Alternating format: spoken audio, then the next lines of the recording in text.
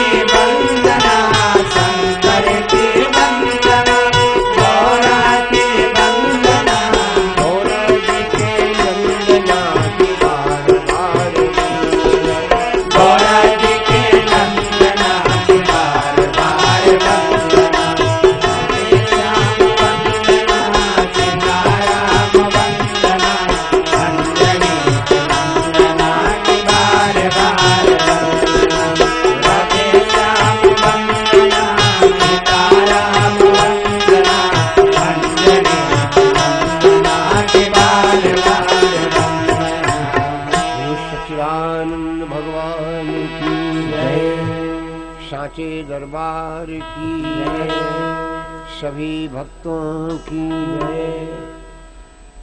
भगवान की मंगलमय कथा के आयोजक धर्मनिष्ठ महानुभाव तथा उपस्थित सभी भगवत प्रेमी माता बहनों, अभी बड़ा सुंदर विषय भैया जी आप लोगों को दे रहे थे। महर्षि विश्वामित्र जिन्होंने 1,00,000 वर्ष तपस्या की, 1,00,000 वर्ष, और जिन्होंने अपनी तपस्या के द्वारा स्वर्ग बना लिया, स्वर्ग की रचना की थी। किसके लिए? आप सभी लोग जानते हैं, महाराज हरिश्चंद्र के पिता के लिए। इन्होंने अपना अलग से स्वर्ग बनाया था। महाराज हरिश्चंद्र के पिता का नाम है त्रिशंकु। तो त्रिशंकु ने, और ये केवल चढ़ाऊपरी पर काम हुआ था, एक दूसरे को नीचा दिखाने के लिए काम हुआ था। और इस नीचा दिखाने के चक्कर में विश्वामित्र जी ने और वशिष्ठ जी ने मिलकर के ये काम किया। वशिष्ठ और विश्वामित्र का झगड़ा था। 2 बाबा लोग लड़े और हरिश्चंद्र को कहां से कहां पहुंचाया। इन्हीं विश्वामित्र ने हरिश्चंद्र के पिता के लिए स्वर्ग बनाया और उन्हीं विश्वामित्र ने इस चढ़ाऊपरी के चक्कर में उनके पुत्र हरिश्चंद्र को कहां कहां भटकाया।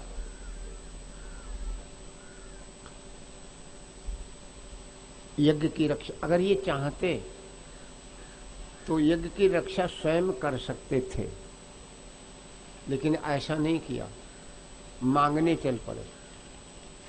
और शास्त्रों में ऐसा वर्णन आया, जब कोई अच्छा काम करें आप, यज्ञ, कथा, भागवत, कोई धार्मिक अनुष्ठान करें, भंडारा, तो 2-4 लोगों से मांग के उसमें लगा दें। कभी कभी लोग कहते हैं जब भगवान ने हमको दिया तो हम मांगे क्यों? ऐसा नहीं। तो कहा है कि मांगने से आपका अहंकार रूपी जो दुश्मन है वो मर जाएगा। अगर आपने अकेले किया कोई काम तो आपके अंदर अहम बैठा, ये काम हमने किया, वो अहंकार आपके अंदर प्रवेश कर गया, और वो जो अहंकार आ गया तो उसका फल कितना मिलेगा, इसका स्कंद पुराण में वर्णन भी आया। लेकिन अगर 7-5 लोगों की मदद मांग लिए ना तो अहंकार समाप्त हो जाएगा। भैया सबका सहयोग था तो काम निपट गया। विश्वामित्र चाहते थे तो राक्षसों को विनाश कर सकते थे, लेकिन ऐसा नहीं किया। वो राजा दशरथ के पास आए हैं उनके पुत्रों को मांगने के लिए। अब ये कथा आप लोगों ने सुनी, यहीं से ऋषियों का काम शुरू हुआ। राम ने जो अभी सुना, आपने जो वचन दिया था, जनि डरपो मुनि सिद्ध सुरेशा, तुम्हें ही लागी धरी हो नरवेशा। इन महान ऋषि मुनियों के लिए भगवान का प्राकट्य हुआ, क्योंकि धर्म करने नहीं दे रहे राक्षस, और राक्षसों का काम ही है अच्छे कामों में विविधान डालना। तो विश्वामित्र यहीं से राम लक्ष्मण को लेकर के गए। एक काम और भी है, जिसका जो जितना काम जिसके सुपुर्द किया गया, जुम्मे किया गया, वो अपना काम करके पीछे हट जाता है। आप पूरी रामायण को पढ़ें, जिस ऋषि का जितना काम था उसने राम जी के साथ में किया। इनमें शरभंग ऋषि का नाम है, सुतीक्षण का नाम है, अगस्त जी का नाम है, विश्वामित्र जी का नाम है, अत्रि महाराज का नाम है। तो जिसका जो काम जिसको सौंपा गया था उसने वो काम किया, राम की मदद की। विश्वामित्र जी महाराज लेकर के गए यज्ञ की रक्षा। यज्ञ की रक्षा का तो एक बहाना है, काम कुछ और ही होना है, और बहाना तो बन ही जाता है। ताड़का भी आपने सुना, ताड़का का एक ही वाहन प्राण हर लीना, दीन जाने से निज पद लीना। ताड़का का वध किया, रात में हमने बोला था। देखो, जब राम जी विश्वामित्र के साथ चले तो 3 नारियां मिली, ताड़का, अहिल्या और सीता, और तीनों का अलग अलग राम ने कार्य किया। ताड़का का मरण किया, अहिल्या का तरण किया, और सीता का वर्ण किया। मरण, तरण और वर्ण, ये राम जी के अंदर शक्ति है। ये 3 काम किए। चलिए, ताड़का का वध किया भी आपने सुना। भगवान ने आज विश्वामित्र जी ने जब देखा कि ताड़का का वध हो गया है, तब राम जी को पहचाना। एक बात, अभी तक राम जी को ले तो आए थे, लेकिन राम जी को पहचाना नहीं था। अब पहचाना। तब ऋषि निज नाथ ये चीन्ही, जब पहचान पाए। एक होता है जानना, एक होता है पहचानना। जाना कब जाता, पहचाना कब जाता। हम आपको जान गए कि आप यहीं बौठा के कहीं करीब के रहने वाले हो, कल कथा समापन हो जाएगी, फिर कभी मिलोगे तो हम आपको पहचान जाएंगे कि हाँ वही हो जो बौठा में कथा सुनना है। पहले जाना जाता है, बाद में पहचाना जाता है। पहले जान फिर पहचान। तो अभी तक विश्वामित्र ने ये तो जाना था कि परमात्मा का अवतार हो चुका, ये तो जान गए थे। तब मुनिवर मन कीन विचारा, प्रभु अवतरो हरण मही भारा। जान गए थे कि परमात्मा का अवतार हो, लेकिन पहचाना नहीं था। अब पहचाना जब ताड़का का वध कर दिया। तब ऋषि निज नाथ ये चीन्ही, विद्या निधि का विद्या दीनी। ये विद्याएं, 2 विद्याएं विश्वामित्र के पास अलग से थी। तपस्या जब करते थे उस समय इनको ये विद्याएं प्राप्त हुई थी। एक विद्या का नाम है बला और एक का नाम है अतिबला। इनका काम क्या है? एक से भूख नहीं लगती, एक से प्यास नहीं लगती। तो तब ऋषि निज नाथ जह चीनी विद्या निरिका विद्या देनी, जाते लागन क्षुदा पिपाशा, अतुलित बल तन तेज प्रकाशा। और जो कुछ भी था विश्वामित्र के पास, शिष्य जब अच्छा मिलता तभी गुरु अपने शिष्य को सब कुछ अर्पण कर देता है। एक अर्पण है, एक समर्पण है, ये भी ध्यान रखेंगे। एक है अर्पण, एक है समर्पण। इनमें दोनों में अंतर है। अर्पण में और समर्पण में अंतर है। अर्पण क्या है और समर्पण क्या है? इस समय देखिए, इस समय आपने अपने को भगवान के अर्पण कर दिया, उनके दरबार में। आगे भगवान का दरबार है ये। इस समय आपने अपने को भगवान के लिए अर्पण कर दिया, समझ में? और जब आपने अपने को भगवान के लिए अर्पण कर दिया तो भगवान भी आपके लिए समर्पित हो जाएगा। आ गया अर्पण और समर्पण का मतलब। आप भगवान के लिए अर्पण कर दिए तो भगवान भी आपके लिए समर्पित होगा। यह है अर्पण और समर्पण का अंतर। तो अब विश्वामित्र जी महाराज ने जो कुछ भी उनके पास में था, तब ऋषि निज नाथ ये चीन्ही विद्या निधि कहा विद्या दीन्ही। जो कुछ भी उनके पास में आयुध सर्व समर्पित है, जो कुछ भी था आयुध सर्व समर्पित, तब निज आश्रम आन, कंदमूल फल भोजन दीन भगत हित जान। कंदमूल का फल का भोजन दिया, प्रसाद पाया, रात बिताई, सवेरा हुआ। प्रात कहा मुनिशन रघुराई, निर्भय यज्ञ करो तुम जाई। होम करन लागे मुनिझारी, आप रहे मख की रखवारी। जैसे यज्ञ शुरू हुआ राक्षस दौड़ पड़े। सुनि मारीच निशाचर को ही, लय सहाय धावा मुनिद्रोही। भगवान ने मारीच को मारा नहीं, अभी उसे कुछ काम लेना है ना। तो बिन फरमान राम तही मारा, सत जो जनगा सागर पारा। पावक सर सुबाहु पुनि मारा, अनुज निशाचर कटुक संहारा। यज्ञ की पूर्णाहुति हुई, भगवान कुछ दिन यहाँ रहे। इसी बीच में जनकपुर से विश्वामित्र के लिए एक पत्र आया। कभी कभी भाई लोग विचार करते हैं कि राजा जनक ने देश देश के राजाओं को बुलाया था, लेकिन राजा दशरथ को क्यों नहीं बुलाया? इसकी तमाम किंवदंतियां हैं। राजा दशरथ को देखो, कभी कभी जब लोग राजा नहीं जाते तो अपना प्रतिनिधि भेज देते। तो अब तो राम जो है महाराज दशरथ के प्रतिनिधि रूप में है, लेकिन अब कहते हैं कि जनक जी ने राजा दशरथ को बुलाया क्यों नहीं? तो जनक जी ने किसी को बुलाया ही नहीं था। आप सभी जानते हैं जनक जी ने किसी को बुलाया ही नहीं था।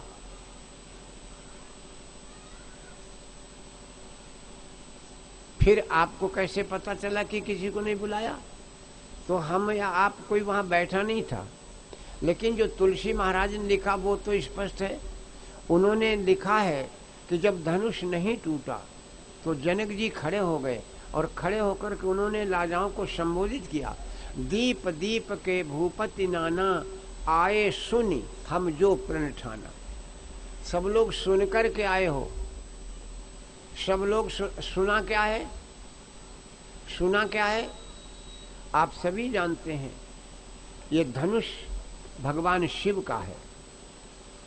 और ये धनुष देवताओं ने भगवान शिव से लेकर के राजा देवरात के पास रखा था।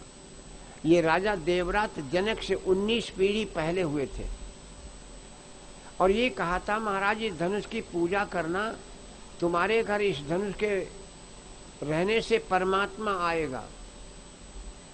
तो महाराज जनक जितने भी, और एक बात बताएं, इस वंश में जितने राजा हुए सबकी जनक पदवी है, सबकी उपाधि जनक है। इन्होंने, जनक ने स्वयं का, महाराज हमारा नाम है शीरध्वज है, हमारा नाम है शीरध्वज, और हमारे भाई का नाम है कुशध्वज। लेकिन जनक इनके वंश की पदवी थी, जो राजा बनता था वो जनक ही बोला जाता था, उपाधि थी।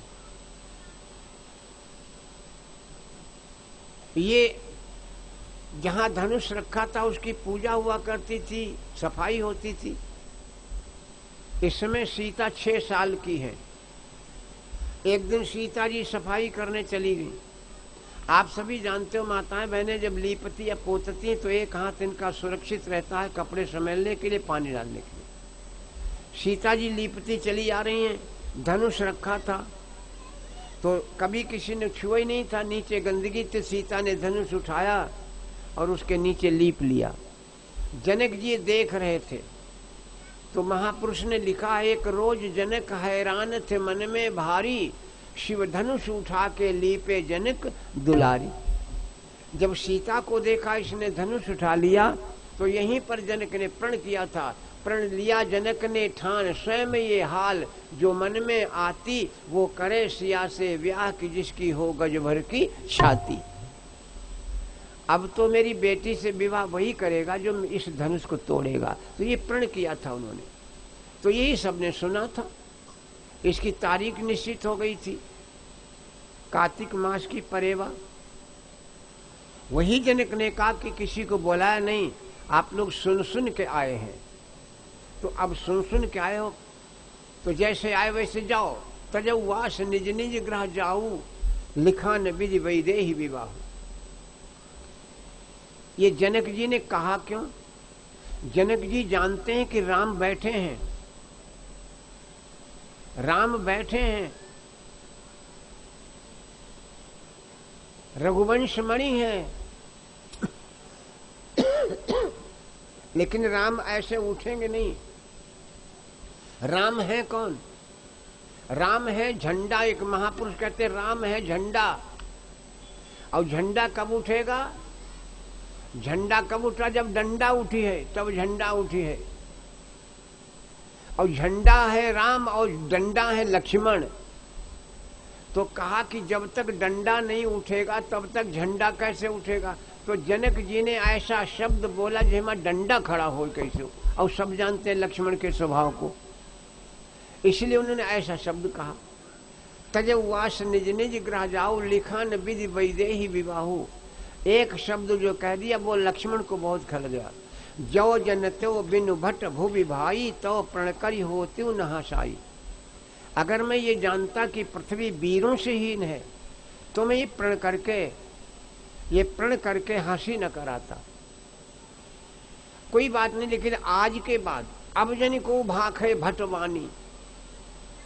आज के बाद में कोई अपने को वीर न कहे, क्योंकि मैं जान गया कि वीर विहीन मही में जाने। बस इतना ही कहना था कि लक्ष्मण खड़े हो गए। खैर ये तो आगे की कथा है। जनक जी महाराज ने किसी को बुलावा नहीं दिया था। हाँ, ऋषियों महापुरुषों संतों को बुलाया था। विश्वामित्र के पास में पत्र गया। जब ये पत्र विश्वामित्र के पास गया, राम ने जाना तो स्वामी जी लिख रहे हैं, धनुष यज्ञ सुनी, धनुष यज्ञ सुनी रघुकुल नाथा, धनुष यज्ञ सुनी रघुकुल नाथा, धनुष यज्ञ सुनी रघुकुल नाथा,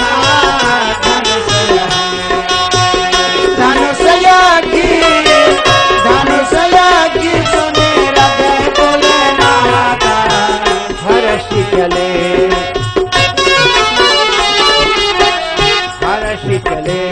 मुनिवर के साथ, हर्ष चले मुनिवर के साथ, हर्ष चले।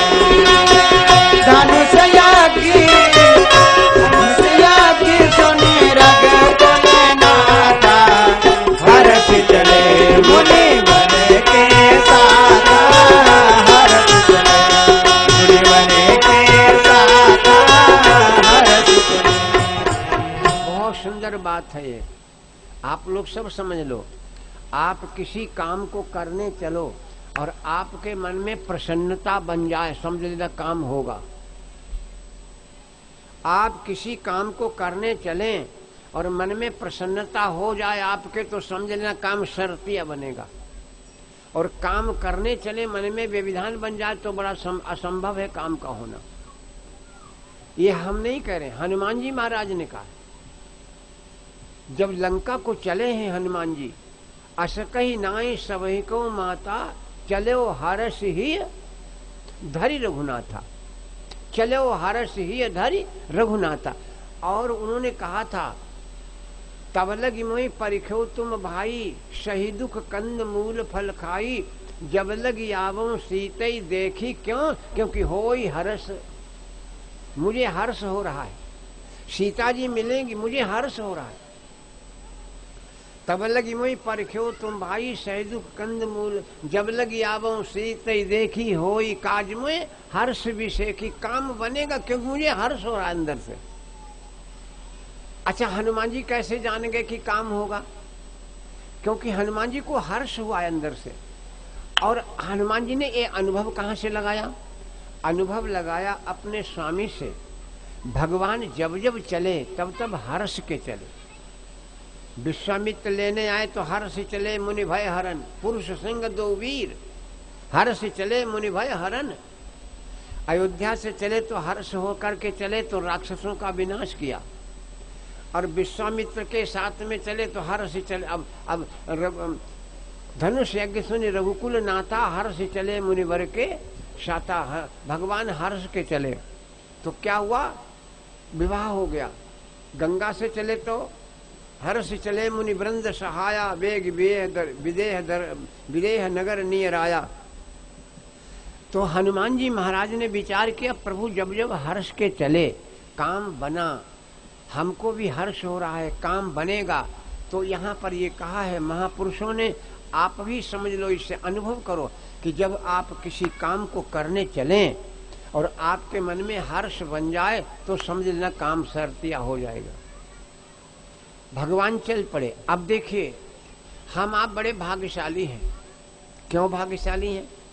तुलसी बाबा के मतानुसार, हम थोड़ी कहते हैं, उनके मतानुसार बड़े भाग्यशाली हैं। क्योंकि बड़े भाग पाई सत्संगा, बड़े भाग पाई वो सत्संगा। बड़ा भाग्य होता तब सत्संग मिलता है। और यहाँ आएगा कौन? यहाँ कौन आएगा? देखो, आपने जब सुना, मैंने बोला था, आपने सुना कि अन्य जगह कथा हो रही है और आपके मन में ये विचार बना कि कथा हो रही है, हम सुनने जाएंगे, तो महापुरुष कहते हैं उसी समय आपके अंदर धर्म का अंकुर फूट गया। उसी समय आपके अंदर धर्म का अंकुर फूट आए। जैसे मन बना कि हम कथा में जाएंगे, वैसे आपके अंदर धर्म का अंकुर फूट गया। अच्छा, यहाँ आता कौन नहीं? सब लोग जानते हो, हैं? हरिहर विमुख धर्म रति नाही, तेन रता सपने नहीं। हरिहर विमुख, जो भगवान से विमुख है, नास्तिक है, धर्म रति नाही, जिसको धर्म से प्रेम नहीं है, तेन रता सपने नहीं जाई। मेरे बहनों और भाइयों, शरीर की तो बात छोड़ो, स्वप्न में भी वो यहाँ नहीं आ पाएंगे। वो स्वप्न में भी नहीं जान पाएंगे कि कहीं भगवान की कथा हो रही, भगवान का नाम हुआ। तो हम सब बड़े भाग्यशाली, बड़े भाग पाए वो सत्संगा, बिना प्रयास होई भवभंगा। और बड़े भाग्य हम लोग क्यों हैं? बड़े भाग मानुष तन पावा, सुर दुर्लभ सद ग्रंथन गावा। हम सब लोग बड़े भाग्यशाली हैं कि हमको भगवान ने मनुष्य का शरीर दिया। ठीक है। अंगद और हनुमान के लिए बोला गया, बड़ भागी अंगद हनुमाना, चरण कमल चापत विधि नाना। अंगद और हनुमान बड़े भाग्यशाली हैं जो भगवान के चरणों को चापते हैं। और भैया, एक लाइन बड़ी प्यारी है, बहनों ध्यान दें। अहिल्या के लिए तुलसी बाबा लिख रहे हैं कि अहिल्या है अतिशय बड़भागी। कोई बड़भागी है, कोई कुछ है, लेकिन अहिल्या को अतिशय बड़भागी लिख दिया। अहिल्या को अतिशय बड़भागी क्यों लिखा? इसका कारण सुन लो। परमात्मा की कृपा कई रूप से होती है हमारे ऊपर।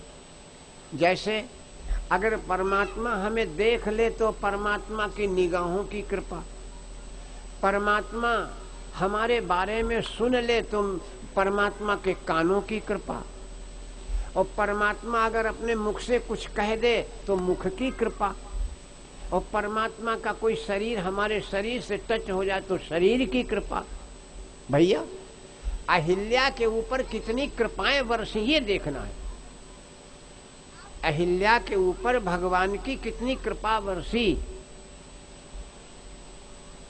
धनुष यज्ञ सुन चौपाई कुसने, धनुष यज्ञ सुन रघुकुल नाथा, हर्ष चले मुनिवर के साथा। आश्रम एक दीक मगमाही, खग मृग जीव जंतु तहनाई। देखा भगवान की आंखों की कृपा, देखा क्या देखा, देखा देखो विश्वामित्र निकल गए, विश्वामित्र नहीं देखा। राम ने देखा मुनि शिला प्रभु पूछी, राम ने देखा तो भगवान की निगाह की कृपा हो गई, और पूछा तो मुख की कृपा हो गई। देखा मुनि शिला प्रभु पूछी, राम ने पत्थर को देखा और विश्वामित्र से पत्थर के बारे में पूछा, और सकल चरित मुनि कहा विशेखी, और बाबा जी ने कथा सुनाई तो कान की कृपा हो गई। कई कृपा हो गई। राम की कितनी कृपा हुई पत्थर पर, आंख की कृपा, कान की कृपा, मुख की कृपा। अब देखिए विश्वामित्र ने सारी कहानी सुना दी। ये कौन है, ये कौन है? राम, ये ब्रह्मा जी की बेटी है, ये गौतम ऋषि की पत्नी है, ये शतानंद की माँ है। ब्रह्मा सुता अहिल्या डारी, मघवा छली शाप की मारी। वरुण सुमन गौतम की नारी, ज्योति शतानंद महतारी। ब्रह्मा सुता अहिल्या डारी, मघवा छली शाप की मारी। वरुण सुमन, वरुण देवता के पुत्र गौतम ऋषि की ये पत्नी है। वरुण सुमन गौतम की नारी, जो थी शतानंद माँ, जो शतानंद की माँ। शतानंद कौन है भैया? शतानंद हैं जनक के पुरोहित। शतानंद हैं जनक के पुरोहित। शतानंद की माँ है। आप सभी जानते हैं गौतम ऋषि और अहिल्या से 2 संतानें हुई थी, एक बेटा और एक बेटी। बेटे का नाम है शतानंद और बेटी का नाम है अंजनी। विश्वामित्र जी वही बता रहे कौन है। ये शतानंद की माँ है, ब्रह्मा जी की बेटी है, गौतम ऋषि की पत्नी है। ये श्राप से वंचित है, श्राप लगा इसको, इसलिए यहाँ पड़ी है। कौन है और स्पष्ट कर दें, ये हनुमान की नानी है। हनुमान की नानी, इससे बढ़कर के और क्या परिचय होगा। अच्छा तो इसको श्राप क्यों लगा? इसके साथ छल हुआ। तो एक महापुरुष कितनी बढ़िया बात कहते हैं, छल नहीं हुआ, ये जो कुछ भी हुआ है वो राजी राजी हुआ, छल नहीं हुआ। बड़ा सुंदर उन्होंने दर्शाया, अपने विचारों में बोला, मैं आपको उनके विचार दे रहा हूं। ये ब्रह्मा जी की बेटी है, बहुत सुंदर थी। ब्रह्मा की रचना बड़ी सुंदर है, बहुत सुंदर है। तो ब्रह्मा जी ने इसका विवाह इंद्र से करने का विचार बनाया। शादी तय हो गई, बिल्कुल शादी होने वाली थी, तब तक विचार बदल दिया ब्रह्मा जी ने। विचार बदल गया कि इंद्र तो बड़ा विलासी है, इंद्र को बेटी देना अच्छा नहीं होगा। इसलिए ब्रह्मा जी ने अपनी बेटी को गौतम ऋषि को दे दिया। अब बहनों भाइयों ध्यान देना, किसी बेटी की शादी कहीं तय हो जाए, शादी आन मौके पर खंडित हो जाए, दूसरे से शादी हो जाए, तो उस लड़की के दिमाग में एक बात जरूर बनी रहेगी, जिनसे पहले शादी हो रही थी वही कैसे हैं। यही बात है। अहिल्या के दिमाग में ये था कि जिन इंद्र के साथ मेरा विवाह हो रहा था उनका राज ढाज कैसा है। उसने इस प्रकार से दर्शाया इस बात को। अच्छा, इंद्र भी शादी तय होने से लज्जित था और इसलिए भी उसने अहिल्या के सत्य को डिगाने का प्रयास किया। खैर जो भी है, भगवान से विश्वामित्र ने कहा, राम ये अहिल्या है तो क्या करें हम? तो विश्वामित्र ने कहा, राम चरण कमल रज, चरण कमल रज चाहती धीरा, चरण कमल रज चाहती धीरा, चरण कमल रज चाहती धीरा,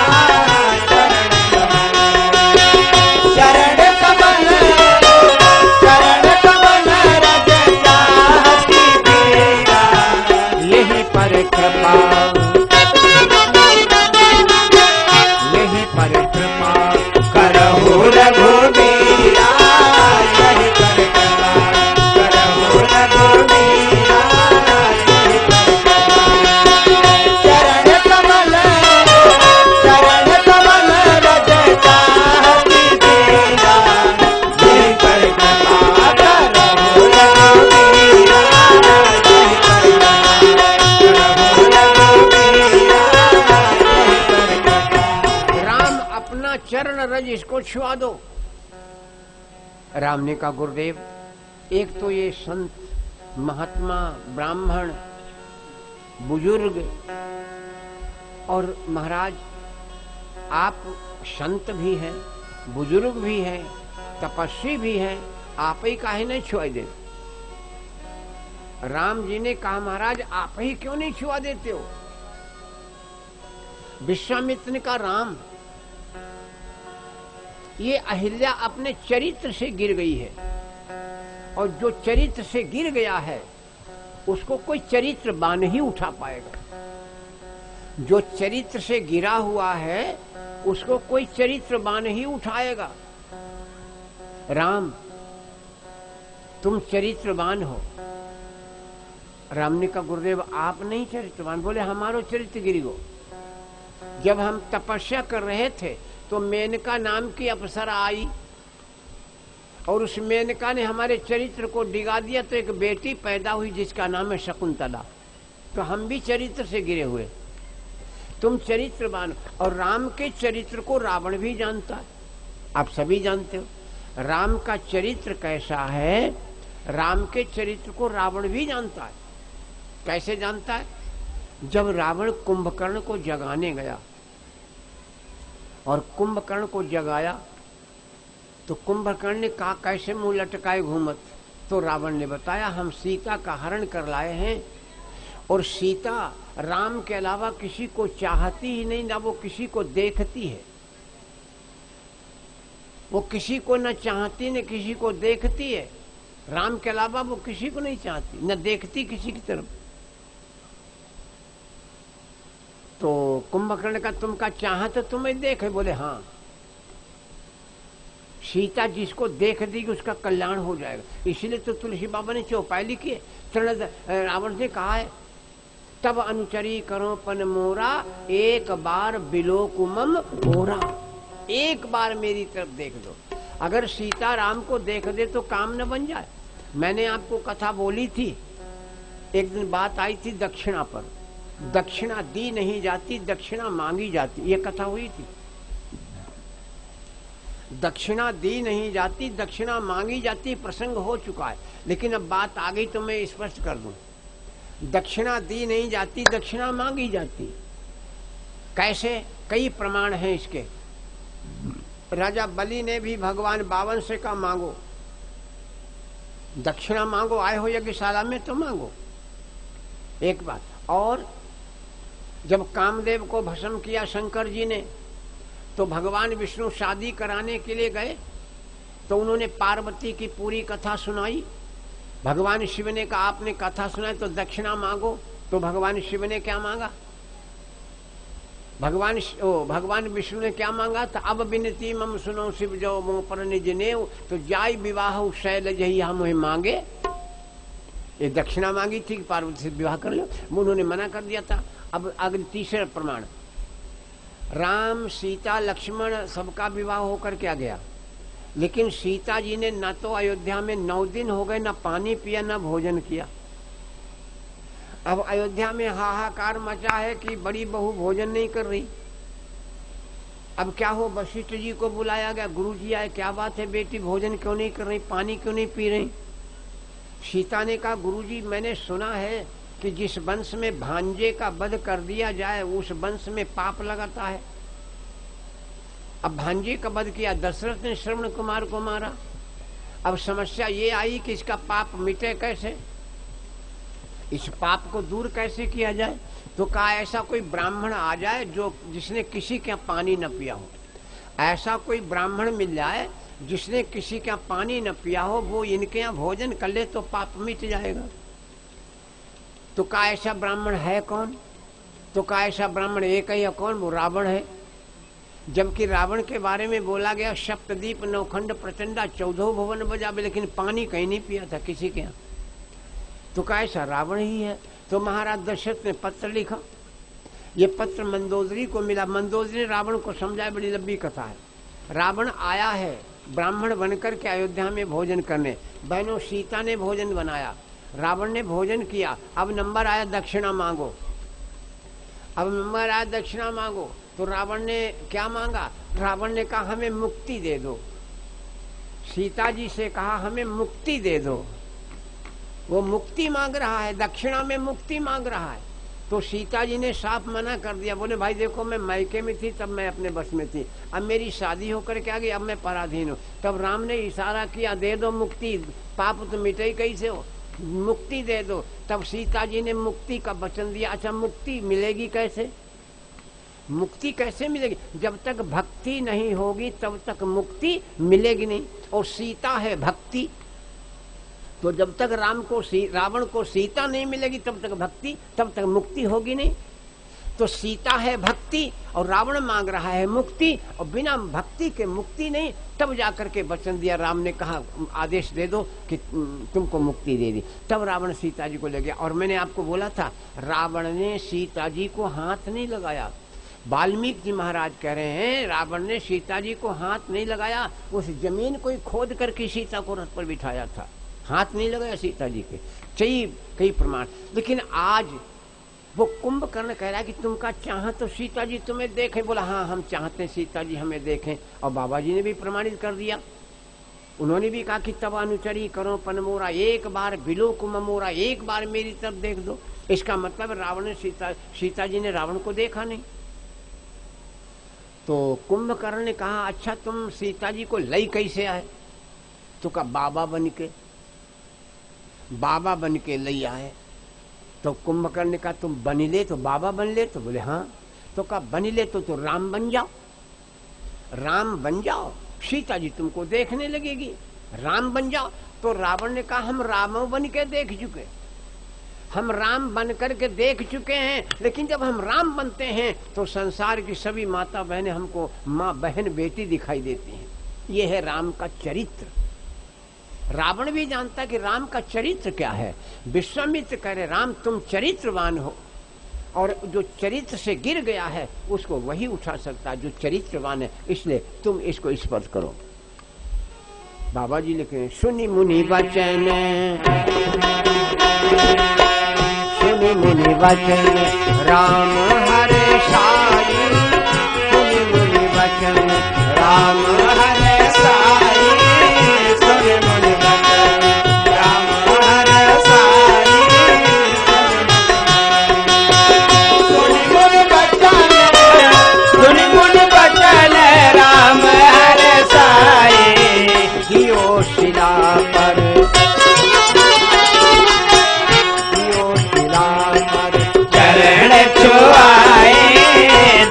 शिला पर चरण छुआए दियो शिला। सुनि मुनि बचन, सुनि मुनि बचन राम हरे साई, दियो शिला पर चरण छुआए दियो शिला पर चरण छुआए दियो शिला। और जैसे भगवान ने अपना चरण स्पर्श किया, परसत पद पावन, शोक नशावन प्रगट भई तप पुंज सही, देखत रघुनायक जन सुखदायक सन्मुख होए कर जोर रही, अति प्रेम अधीरा पुलक शरीरा मुख नहीं आवे बचन कही, अतिशय अतिशय बड़भाग, यही शब्द था। कोई भाग्यशाली है लेकिन अहिल्या अतिशय बड़भागी। अतिशय बड़भागी चरण लागी जुगुल नैन जलधार में। भगवान ने अहिल्या का उद्धार किया। अब आगे चले हैं ऋषिवंद के साथ। अहिल्या का उद्धार करके भगवान आगे बढ़े। चले राम लक्ष्मण मुनि संगा,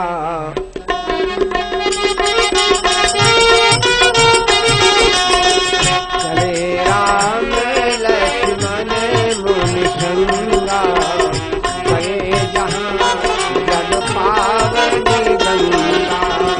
चले राम लक्ष्मण मुनि संगा, गए जहाँ जग पावन गंगा।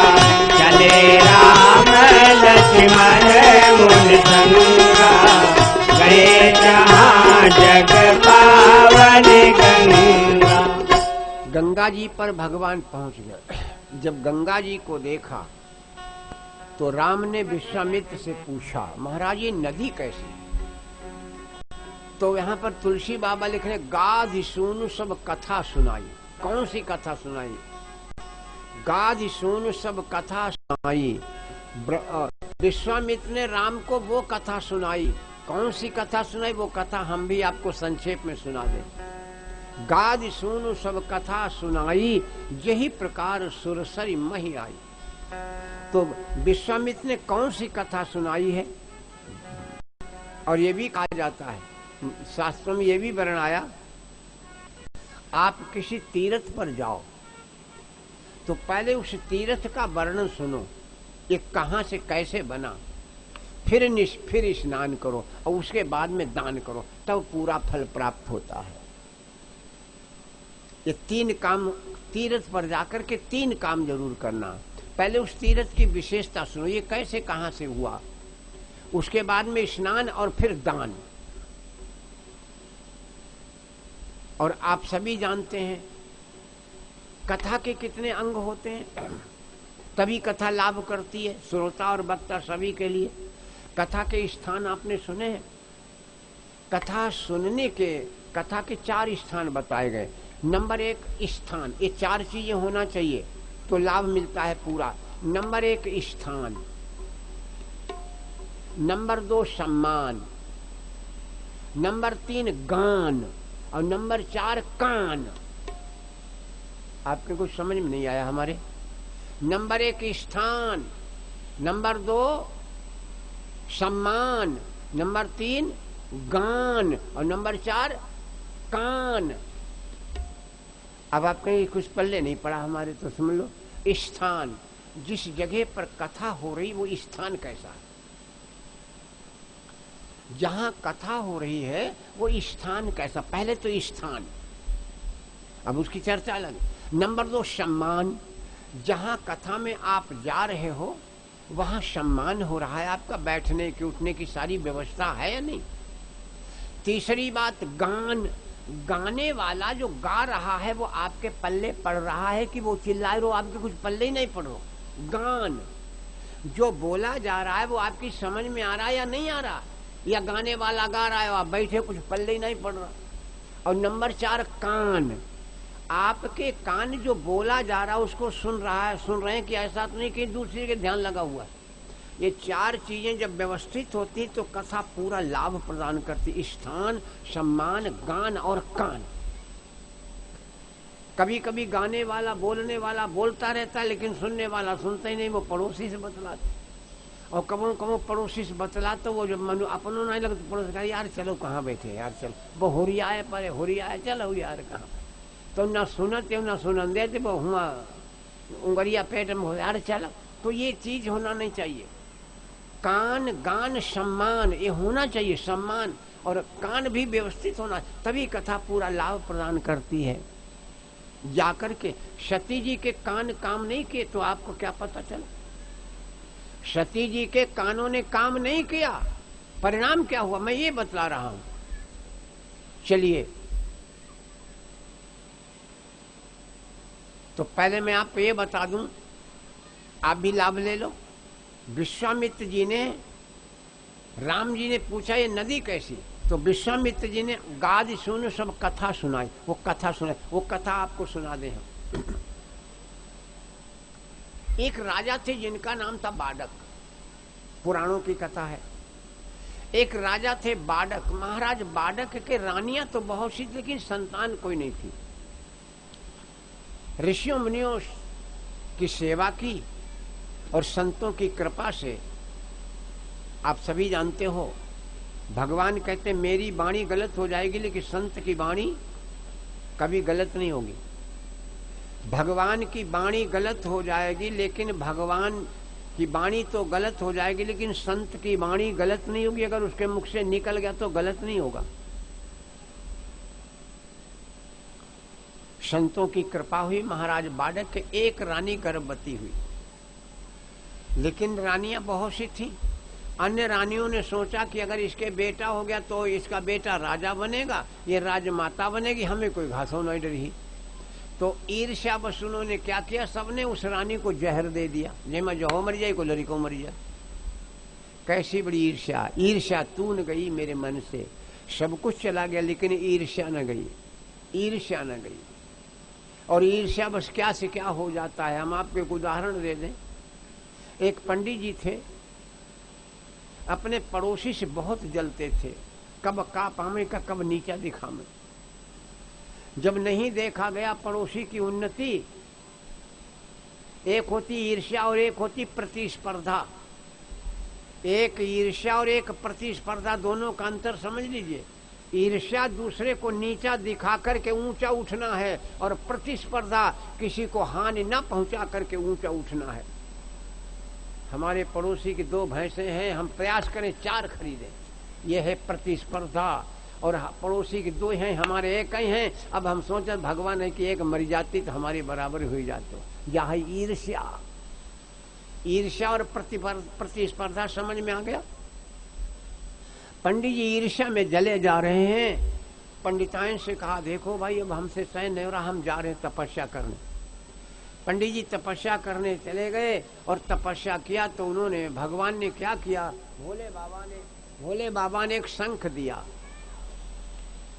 भोले बाबा ने एक शंख दिया और कहा पंडित जी तुम इससे जो मांगिए वो तुम्हें मिल ही, लेकिन एक बात याद रखना, तुम जो मांगोगे तुम्हें मिलेगा, लेकिन तुमसे दोनों पड़ोसी की मिली ही।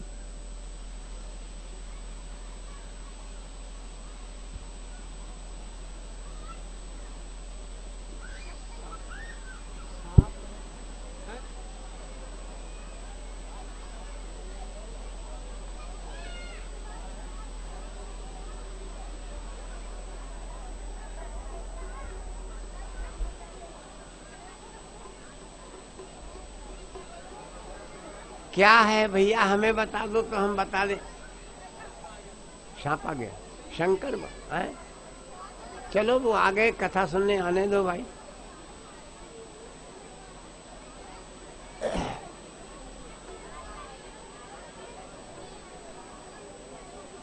बैठ जाओ, भोलेनाथ आए हैं। पंडित जी ने तपस्या करी, भोलेनाथ आ गए। बैठ जाओ, भगा दो, उनको मारना नहीं।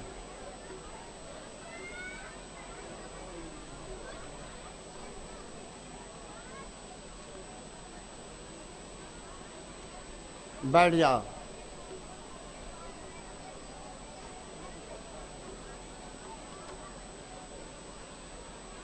बोलो सच्चिदानंद भगवान की जय, शंकर भगवान की जय। बैठ जाओ बेटा, बैठ जाओ। अभी जानी नगर में यज्ञ था, 51 कुंडी है, वहां सब देव ही स्थान था, सारा देव स्थान। कोई जगह ऐसी नहीं जहां देव स्थान ना हो। 51 कुंडी यज्ञ हुआ और एक विशेषता, चारों तरफ वहां व्यक्ति कुर्सी डाले बैठे रहते थे, रात भर रक्षा करते थे। तो पता चला कि रात में सर्प आता है काला, और जो प्रधान वेदी बनी हुई थी उसकी परिक्रमा करके निकल जाता है। तो ये दैवी शक्तियां भी हैं, पता नहीं किसका उद्धार होने वाला है। ये जाना भी नहीं जाना कौन आ जाए, किसका उद्धार हो जाए, ये हम आप नहीं जान सकते, क्योंकि ये कार्य ऐसा ही है। और कौन आएगा सुनने ले, किस रूप में आ गया, किस भेष में आ गया, ना जाने किस भेष में बाबा मिल जाए भगवान, पता नहीं कौन किस भेष में आ जाए, ये जाना नहीं जा सकता। चलिए खैर, तो अन्य रानियों ने जहर दे दिया, रानी भी मर जाए, बच्चा भी मर जाए, न राजा न रहा बांस न रहा बजे बांस। लेकिन मेरे भाइयों, जाको राखे साइया मार सके ना कोई। ऋषियों ने जड़ी बूटियां दे करके बालक की और मां की रक्षा की। बालक का जन्म हुआ, विष जो बालक के साथ में बाहर निकला, विष जो था वो बालक के साथ ही बाहर निकला, इसलिए इस बालक का नाम आप सभी जानते हैं, गर माने विष, सा माने सहित, विष के सहित बालक ने जन्म लिया, इसलिए इसका नाम पड़ा सगर। सा माने सहित, गर माने विष, विष के सहित बालक ने जन्म लिया, इसके लिए इसका नाम सगर पड़ा। राजा सगर बड़े प्रतापी राजा हुए। इनके दो रानी थी, सुमति और केशनी। संतान राजा के भी नहीं, सगर के भी नहीं हुई, तो दोनों रानियों को लेकर के नैमिष में आए। आपको मैंने बोला था नैमिष एक ऐसा तीर्थ है जहाँ सिद्धि बहुत जल्दी प्राप्त होती है। जहाँ जहाँ ने आपने सुना अयोध्या के जितने राजा थे वो यहीं पर आए सिद्धि प्राप्त करने। मनु शत्रुपा आए, महाराज शिवी आए, लेकिन शिवी को नैमिष पहुंचने भी नहीं दिया और परीक्षा ले ली। कहाँ? डाड़ी तुला में। मैंने बोला था, कबूतर बन करके। तो महाराज सगर अपनी दोनों पत्नियों के साथ तपस्या करने आए, सिद्धि प्राप्त करने नैमिषारण्य में तपस्या की। भगवान प्रसन्न हुए, मांगो राजन। तो राजा सगर ने कहा अब हमारी रानी मांग लें। तो रानियों ने क्या मांगा बहनों? एक ही कहो एक सुत हो ना, एक ही कहे एक सुत हो ना, एक ही कहे एक सुत हो ना, एक ही कहे एक ही कहे एक ही कहे एक सुत हो ना। दूसरी साथी दूसरी साथी साहस सुत लो ना, दूसरी साथी साहस सुत लो ना, दूसरी साथी एक ही कहे एक ही कहे एक सुत हो ना, दूसरी साथी साहस सुत लो ना, दूसरी साथी साहस सुत लो ना, दूसरी साथी। मैं ईर्ष्या की बात बतला रहा था, पूरी कर दे। पंडित जी को शंख दिया भगवान ने और कहा तुम इससे जो मांगोगे वो मिलेगा, लेकिन तुम्हारे पड़ोसी को दूना मिलेगा।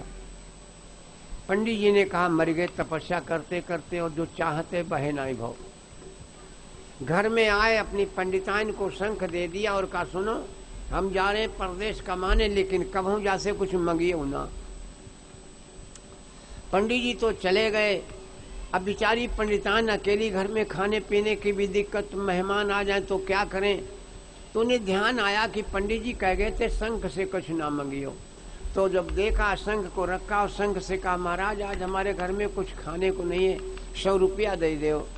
शंख ने उन्हें 100 रुपया दे, पड़ोसी ने 200 मिल गए। अब उनको लालच बन गया, 1500 मांगने लगी, 10,000 मांग लगी, पड़ोसी 20-20 हजार में लगे, ईंटें खटकन लगी, महल बन गया। पंडिताओं ने 2-4 हजार ईंटा ला के अपने दरवाजे पर लगाए ले। 2 साल बाद पंडित जी ने सोचा कि अब चाहे हमारो पड़ोसी नीचे भाव हो। इस विचार से आए तो देखें का पड़ोसी की कोठी थनी, कोठी खड़ी।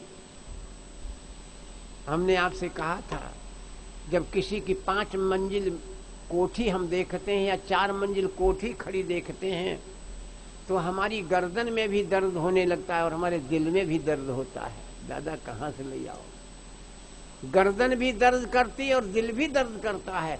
लेकिन अगर हम किसी की झोपड़ी देखते हैं, न गर्दन पिराएगी और ना दिल में दर्द होगा। तो हमको क्या देखना है? अपने से नीचे वाले को देखो, कभी दर्द नहीं होगा। अब कोठी दिखे तो गर्दनों पिराने लगते, वो हाँ अब दिलों पिराते। तो इसलिए क्या देखें हम? अपने से नीचे को देखो, कभी दर्द नहीं होगा, न दिल में न गर्दन में।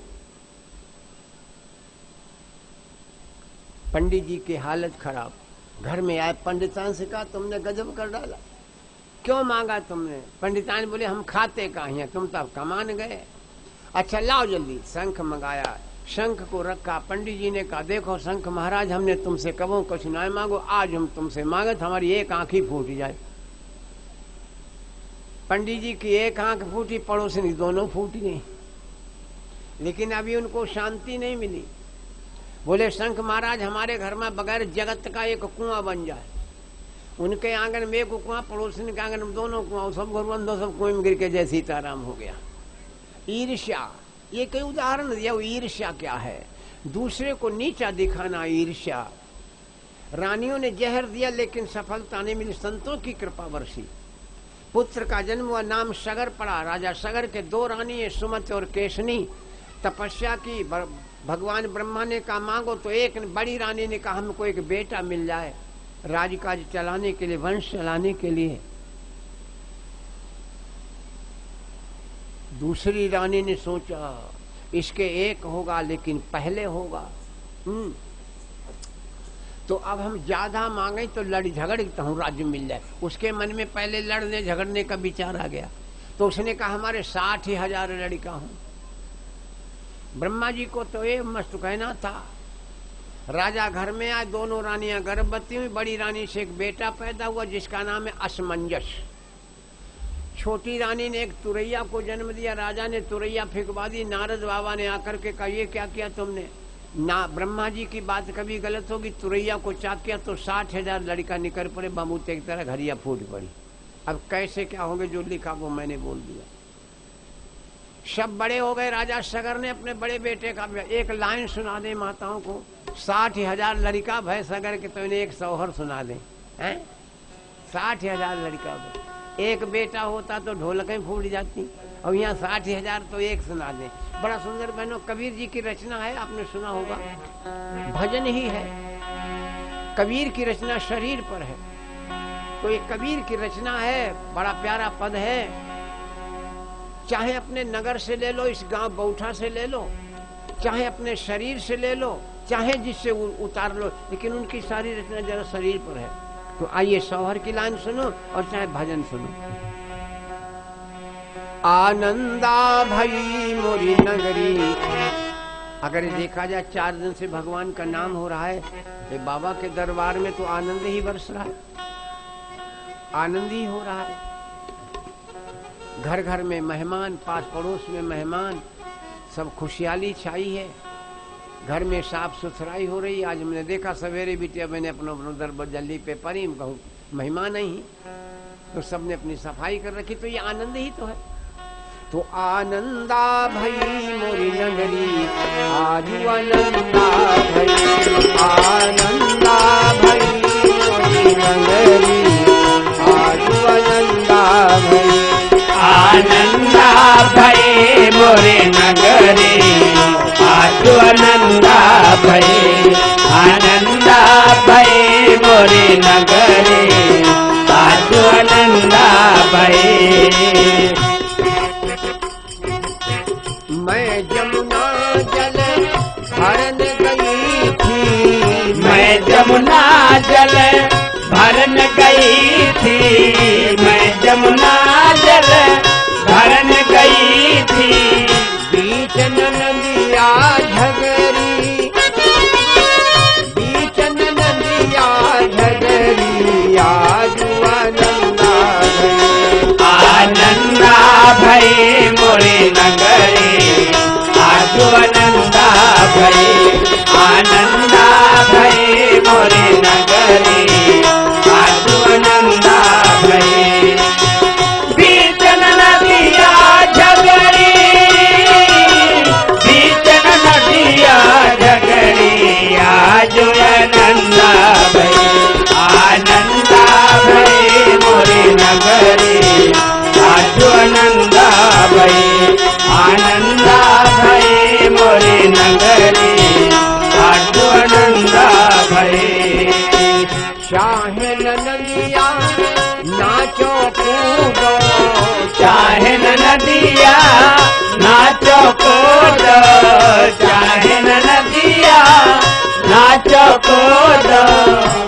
हो न एको दमड़ी, पई हो न एको दमड़ी, आजू आनंदा भई। आनंदा भई मोरी नगरी, आजू आनंदा भई। आनंदा भई मोरी नगरी, आजू आनंदा भई। पई हो न एको दमड़ी, पई हो न एको दमड़ी, आजू आनंदा भई। आनंदा भई मोरी नगरी, आजू आनंदा भई। आनंदा भई मोरी नगरी, आजू आनंदा भई।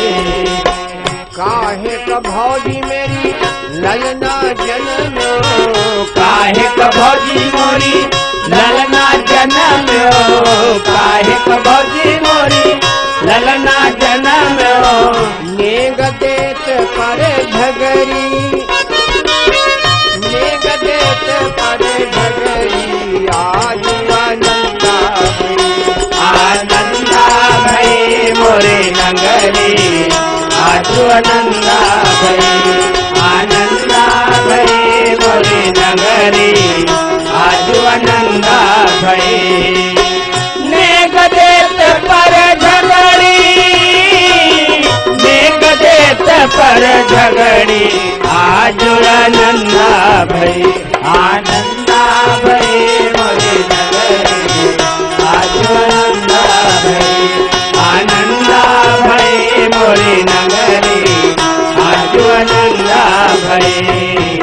गुरु सच्चिदानंद भगवान की जय। महाराज सगर के 60,001 बेटा, बड़े बेटे असमंजस का विवाह किया और असमंजस के भी एक बेटा हुआ जिसका नाम था अंशुमान। बहनों भाइयों, अब राजा सगर ने सोचा कि हम अपने बड़े बेटे असमंजस को राजा बना दें। ध्यान से सुनना ये बात। कोई कोई राजा बनने के लिए तड़पता है और कोई कोई राजा बनना नहीं चाहता। असमंजस एक ऐसा ही बेटा है राजा का, वो राजा बनना नहीं चाहता, क्योंकि तप कर राज करी नरक। तपस्या करके राज्य मिलता है और राजा बनकर के बाद में नरक जरूर मिलता है। असमंजस ने कहा मुझे नरक नहीं जाना है, मुझे राजा नहीं बनना। लेकिन अब राजा की बात कैसे टाले, तो अब उसने क्या किया, पागल बन गया। असमंजस पागल बन गया, बच्चों को पकड़ के पानी में फेंक देता, कहीं आग लगा देता है। सारे नगर में हंगामा हो गया, राजा का बेटा पागल हो गया। राजा सगर ने अपने बेटे को देश से निकाल दिया, बोला चलो भगवान का भजन करने का अवसर तो मिला। राजा सगर 100वां यज्ञ कर रहे हैं, अश्वमेध यज्ञ हो रहा है और अश्वमेध यज्ञ का घोड़ा छोड़ा गया। इस अश्वमेध यज्ञ के घोड़े की रक्षा करने के लिए 60,000 बेटा है। अब देखो एक बात बताएं, ये 60,000 साथ ही साथ मरेंगे, साथ ही साथ पैदा हुए, लेकिन अब 60,000 बेटों को मारने का उपाय भी तो होना चाहिए। तो भगवान ने वैसा विधान बना दिया। कपिल महाराज तपस्या कर रहे थे और ये घोड़ा घूम रहा है। इंद्र ने क्या किया, घोड़ा ले जाकर के कपिल मुनि के आश्रम पर बांध दिया, अपना छिप गया। ये 60,000 बेटा घोड़ा ढूंढते पहुंचे, जब नहीं मिला तो जमीन खोदने लगे। 6 कोस जमीन खोदते एक दिन में। पहुंच गए कपिल भगवान के आश्रम पर, घोड़ा बंधा, देखा बाबा जी बैठे आंखें बंद की, उन्हें पता ही क्या।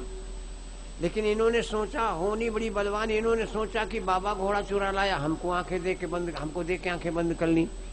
कंकड़ पत्थर बरसाए बाबा के ऊपर, बाबा से सहन हुआ तब तक सहन हुआ, और जब नहीं सहन हुआ तो आंखें खुल गईं। कपिल देव करी क्रोध निहारा, 60,000 सगर सुत छारा, 60,000 भस्म हो गए। ना घोड़ा आया ना बेटा आए। सगर को बड़ी चिंता हुई, यज्ञ कैसे पूरा हो। अपने पोता असमंजस से, अपने पोता अंशुमान से का बेटा देखो ना, तो तुम्हारे चाचा ना घोड़ा आया, लेके आओ। अंशुमान गया, खोजत गयो कपिल ढिंग भाई, चाचन परी भस्म तिन पाई। तो देखा मुट्ठी मुट्ठी राख पड़ी है चाचा लोगों की, रोने लगा। सोचा पानी मिल जाता तो तर्पण कर देता। देखो तर्पण आप जानते हैं, तिलांजलि दी जाती। तिलांजलि उसमें तिल मिला होते अंत में तिल दे दिया। तिलांजलि का मतलब क्या है? अब इनसे छुटकारा हो गया। तिलांजलि का मतलब हमने इस काम से तिलांजलि दे दी, अब तुमसे कोई नाता ना रहे, इसलिए तिल छोड़े जाते हैं कि मतलब तुमसे कोई नाता नहीं, तिलांजलि। तो जल मिल जाता तो तिलांजलि देता, लेकिन पानी कहीं नहीं मिला तो अंशुमान रोने लगे। जब रोने लगे उसी समय गरुड़ जी महाराज आ गए। अंशुमान से कहा कैसे क्या बात? तब तक आय मिले खगराई। अंशुमान से क्यों रो रहे हो? तो सारी कहानी बताई।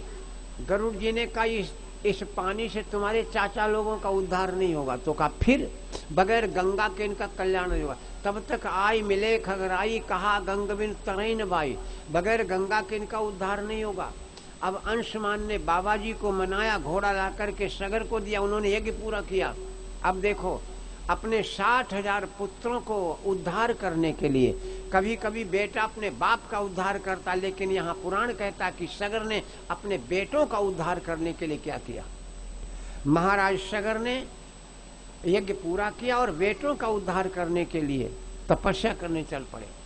60 सहस सुत तरन हित, कीना सगर विचार, गंगा आवै अवनि पर कल जीवन निस्तार।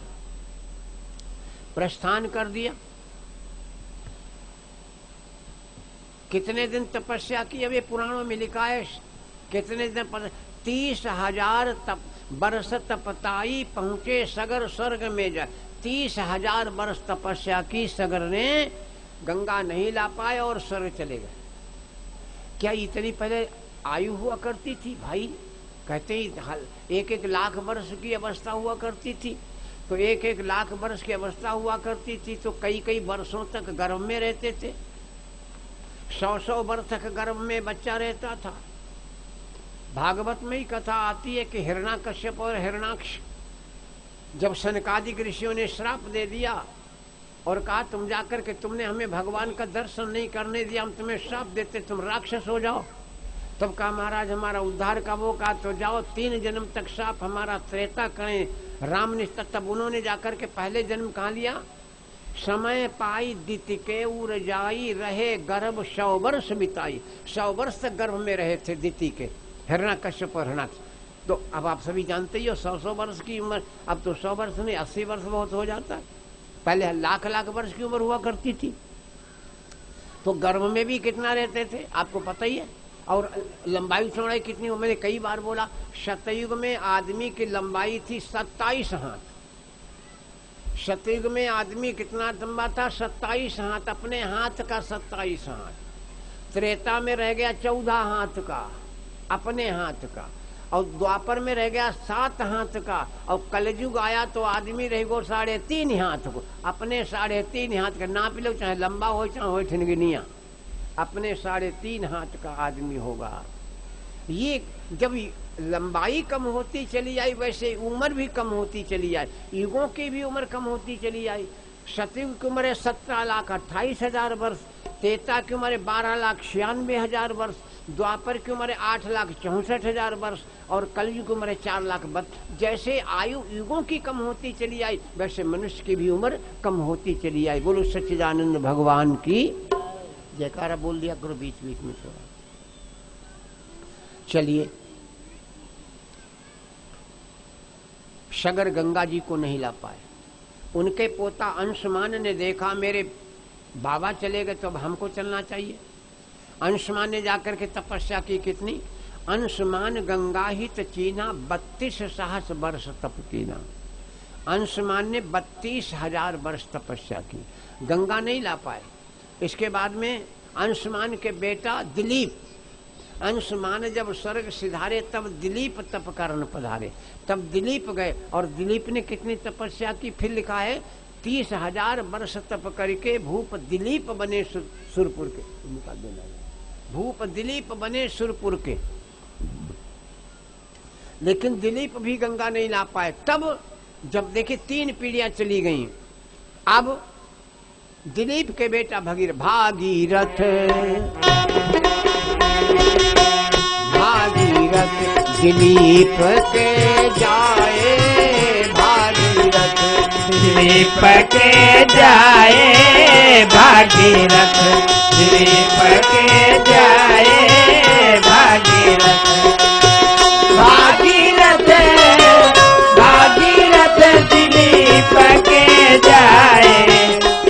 सुतई राज्य गए, सुतई राज्य गए विपिन सिधाए, सुतई राज्य गए विपिन सिधाए, सुतई राज्य गए विपिन सिधाए, सुतई राज्य गए। भागीरथ भागीरथ दिलीप के जाए, सुतई राज्य गए विपिन सिधाए, सुतई राज्य गए विपिन सिधाए, सुतई राज्य गए। भगीरथ ने तपस्या की, ब्रह्मा जी प्रकट हुए, मांगो भगीरथ। भगीरथ ने कहा महाराज गंगा देव पितर तरि जाहि, कहा विरंच दीनी सकना। ब्रह्मा जी ने कहा मांगो भगीरथ। भगीरथ ने कहा महाराज हमें गंगा दो, हमारे पुरखे तर जाए। ब्रह्मा जी ने कहा भगीरथ मैं तुम्हें गंगा तो दो, लेकिन तहां परंतु एक कठिनाई, बिनु शिव गंगा रुकई महिनाही। लेकिन भगीरथ बगैर शंकर जी के गंगा को कोई रोक नहीं पाएगा। भगीरथ ने कहा आपने मार्ग दर्शाया प्रभु, बहुत बहुत धन्यवाद। अब भगीरथ ने भगवान शंकर को मनाने के लिए अपने पैरों के दोनों अंगूठों को बल खड़े हो गए। भगवान शंकर प्रकट हुए, मांगो भगीरथ। भगीरथ ने कहा प्रभु, कहा भगीरथ इतना कीजिए, गंगा नाथ शीश धर लीजिए। एवमस्तु बोले जगदीशा, गिरि नंदिनी धरहि हम शीशा। जाओ मैं अपने शीश पर गंगा को धारण करूंगा। तब बिरंची गंगा सरकाई। ब्रह्मा जी ने अपने कमंडल से गंगा को सरकाया। अच्छा, ब्रह्मा जी के कमंडल में गंगा कहाँ से आई? और कथा आगे है पुराणों में। ब्रह्मा जी के कमंडल में गंगा कहाँ से आई? आप सभी को पता होगा, जब राजा बलि को जाकर के भगवान बावन ने छला है ना, तो जब उन्होंने अपना पहला पैर बढ़ाया था नापने के लिए ब्रह्मलोक, तो जब कृपाल ने ये चरण बढ़ायो ते पग ब्रह्मलोक ले आयो। ब्रह्मा जी ने देखा प्रभु का चरण आया, क्या करें? तो धोई लयो विधि चरण उछंगा, जिनसे भई जग पावन। लेकिन अब एक बात और आगे, ब्रह्मा जी के कमंडल में पानी कहाँ से आया था जिससे पैर धोया भगवान का? अब पुराणों में तो तमाम कथाएं बढ़ती चली जा रही। ब्रह्मा जी के कमंडल में पानी कहाँ से आया जिससे भगवान का पैर धोया? तो बड़ी सुंदर कथा है मेरे भाई। एक बार नारद जी बीणा बजाते हुए गंधर्व लोक से आ रहे थे और नारद जी गाना गा रहे थे, लेकिन गाना गा रहे थे तो स्वर कट रहा था। कभी कभी स्वर कट जाता है, तो कभी कभी स्वर, बीणा बजा रहे गीत गा रहे स्वर कट गया। लेकिन समस्या हुई, जो जो स्वर कीने मुनि व्यंगा, गंधर्वन के कट गए अंगा। गंधर्वों के अंग कट गए। एक बार नारद बाबा फिर घूमते गंधर्व लोक में गए तो देखे का गंधर्व कोढ़ी बैठे सब। तो नारद ने पूछा ये क्या हुआ? तो सबने कहा क्या हुआ पूछ रहे हो? तब सबने यह वचन उचारा, यही मां मुनि अविवेक तुम्हारा, तुम्हें गाय ना आओ तो तुम काहे गाँव में बैठे? तुमने स्वरभंग किया, हमारे अंग कटी गए। तो कहा ये पाप कैसे मिटेगा? तब गंधर्वों ने कहा जो गीत तुमने गलत करके गाया उसी गीत को शंकर जी गावें, तब हमारे अंग सही होंगे। अब नारद बाबा शंकर जी के पास तो गए नहीं, अपने पिताजी के पास गए, ब्रह्मा जी के पास, और कहा पिताजी क्यों पिता अपराध में भारी, क्षमा करो, बड़ी चूक हमारी, हमसे बड़ी गलती हो गई, ऐसा ऐसा काम हो गया। अब शंकर जी से कहो कि एक बार जाकर के वहाँ हमारे साथ चल कर के गीत सुना दें तो उनके अंग सही हो जाए, परमार्थ हो जाए। ब्रह्मा जी और नारद भगवान शिव के पास प्रार्थना किए, भोले बाबा तैयार हो गए तो भगवान विष्णु को भी ले लिया। सब लोग मिल करके गए गंधर्व लोक में। शंकर जी ने गीत गाया, तांडव नृत्य किया, डमरू बजाया, इतना मस्त गीत गाया मेरे भाई कि जो वहाँ देवता थे, भगवान विष्णु थे, उनका शरीर पिघलने लगा। पिघलने लगा का मतलब पसीना चूने लगा। भगवान विष्णु इतने मस्त हो गए कि उनके शरीर का पसीना चूने लगा। और ब्रह्मा जी पास में खड़े। तो ब्रह्मा जी ने देखा भगवान के शरीर का पावन पसीना पृथ्वी पर जा रहा है। बहेउ पसेउ सकल तन माही, टपकी बूंद अवनी पर जाही। तब ब्रह्मा मन में अनुरागे, और लेन कमंडल बूंद है लागे। तो ब्रह्मा जी ने अपने कमंडल में उसी को ले लिया, इसी से गंगा जी बनी। गंगा जी भगवान शिव की जटाओं में आ गई।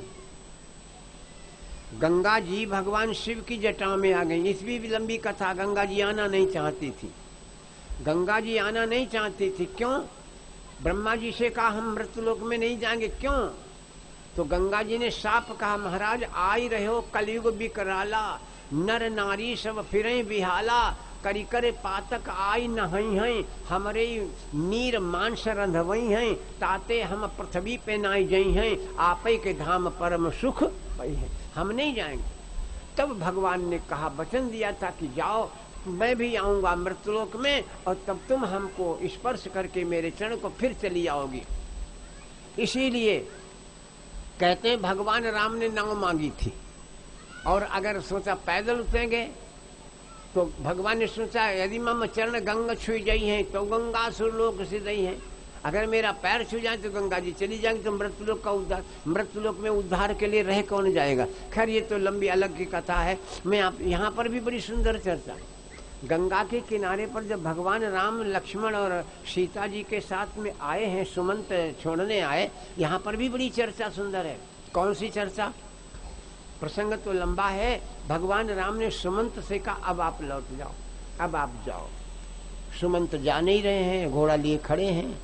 और केवट से कहा हमें पार करो, तो केवट उन्हें पार नहीं कर रहा। अब बड़ा असमंजस, राम की आज्ञा का विरोध, राम की आज्ञा टाली जा रही है। सुमंत से कह रहे जाओ, सुमंत अयोध्या नहीं जा रहे हैं। केवट से कह रहे हमें पार करो, केवट पार नहीं कर रहा। लक्ष्मण को बड़ा गुस्सा आया, बोले महाराज जी तुम्हारी आज्ञा का उल्लंघन कर रहे हैं। सुमंत से कहा जाओ, जे हुआ नहीं जा रहे। और केवट का उतारो, वो तुम्हें उतारे नहीं रहो हम लोगों ने, तो बात क्या है? यानी आपकी आज्ञा का उल्लंघन। भगवान मुस्कुराए, बोले लक्ष्मण बोहनी खराब हो गई, बोहनी खराब हो गई। तो लक्ष्मण ने कहा बोहनी, देखो दुकानदारी जब बोहनी खराब हो जाए तो संजय दिन बर्बाद हो जाती है। बोहनी खराब हो गई, तो कहा बोहनी खराब हो गई। तो कहा कैसी बोहनी खराब हो गई, बोहनी कैसी? तो भगवान ने कहा लक्ष्मण एक बात बताएं, जब हम अयोध्या से चले थे तो हमने तुमको मना किया था कि तुम वन ना चलो। बोले हाँ मना किया था। तो कहा तुम माने? बोले नहीं माने। सीता जी से कहा तुमसे हमने कहा था वन ना चलो। बोली हाँ कहा था, तो तुमने मानी कर। तो कहा जब बोहनी खराब हुई तो जय कैसे माने?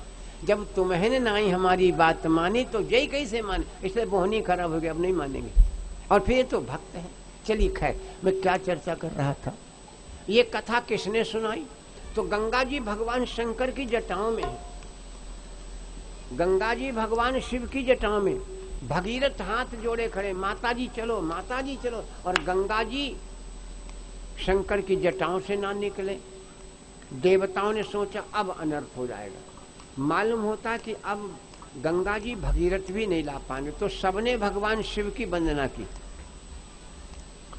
सबने भगवान शंकर की वंदना की। तो भगवान शिव ने अपनी जटाओं से गंगा को छोड़ा। गंगा कितने दिन रही गंगा जी शंकर जी की जटा में? गंगा जी शंकर की जटा में कितने? 12 वर्ष शंभु संग दंगा उलझी रही जटन बिच गंगा। तब तक भगीरथ हाथ ही जोड़े ठाड़े रहे। 12 साल तक गंगा जी शंकर की जटाओं में उलझी रही। खैर अपनी जटाओं से गंगा जी को छोड़ा। गंगा बही मही थल ओरा। गंगा जी हर हर करते हुए पृथ्वी की तरफ चल पड़ी। जब पृथ्वी की तरफ चल पड़ी तो अब देवता डरा गए। क्यों डरा गए? डरा इसलिए गए कि पता नहीं गंगा जी कहाँ जाए, पता नहीं गंगा जी कहाँ जाए, भगीरथ कहाँ ले जानो चाहत। तो इंद्र से को बुलाया और इंद्र से कहा इंद्र तुम अपना रथ भगीरथ को दो, अपना रथ भगीरथ को दो। भगीरथ रथ पर बैठे और आगे आगे रथ चले, पीछे से गंगा जी चले। गंगा चली महीथल ओरा, भागीरथ तब चंदन जोरा। भगीरथ रथ पर है और गंगा जी रथ की लकीरों पर चल पड़ी। कहाँ कहाँ गई गंगा जी? सुनो, हरिद्वार सोरा बही पुनि प्रयाग अघझार, गंगा सागर में मिली साथी सहस सुततार। राम जी ने पूछा, विश्वामित्र ने बताया, गाद सुन सब कथा सुनाई, यही प्रकार सुरसर मही आई। एक बड़ी प्यारी लाइन है, महापुरुष गाते हैं, वहीं कैसे गंगा। राम पूछ रहे हैं, गुरुदेव वहीं कैसे गंगा लहर धीरे धीरे, वहीं कैसे गंगा लहर धीरे धीरे, वहीं कैसे गंगा लहर धीरे धीरे, लहर धीरे धीरे, लहर धीरे धीरे, लहर धीरे धीरे, लहर धीरे धीरे, वहीं कैसे गंगा लहर धीरे धीरे, वहीं कैसे गंगा लहर धीरे धीरे। हरिद्वार में कैसी शोभा से माता, हरिद्वार में कैसी शोभा से माता, हरिद्वार में कैसी शोभा से माता, पहाड़ों से आई उतर धीरे धीरे, पहाड़ों से आई उतर धीरे धीरे, वहीं कैसे गंगा लहर धीरे धीरे, वहीं कैसे गंगा लहर धीरे धीरे। बड़े भाग्य उनके जो तेरे किनारे, बड़े भाग्य उनके जो तेरे किनारे, बड़े भाग्य उनके जो तेरे किनारे, बसाए गए हैं नगर धीरे धीरे, बसाए गए हैं लहर धीरे धीरे, वहीं कैसे गंगा लहर धीरे धीरे, वहीं कैसे गंगा लहर धीरे धीरे। लाखों की बिगड़ी बनाई है तुमने, लाखों की बिगड़ी बनाई है तुमने, लाखों की बिगड़ी बनाई है तुमने, हमारी भी ले लो खबर धीरे धीरे, हमारी भी ले लो खबर धीरे धीरे, वहीं कैसे गंगा लहर धीरे धीरे, वहीं कैसे गंगा लहर धीरे धीरे। बोलो गंगा मैया की जय।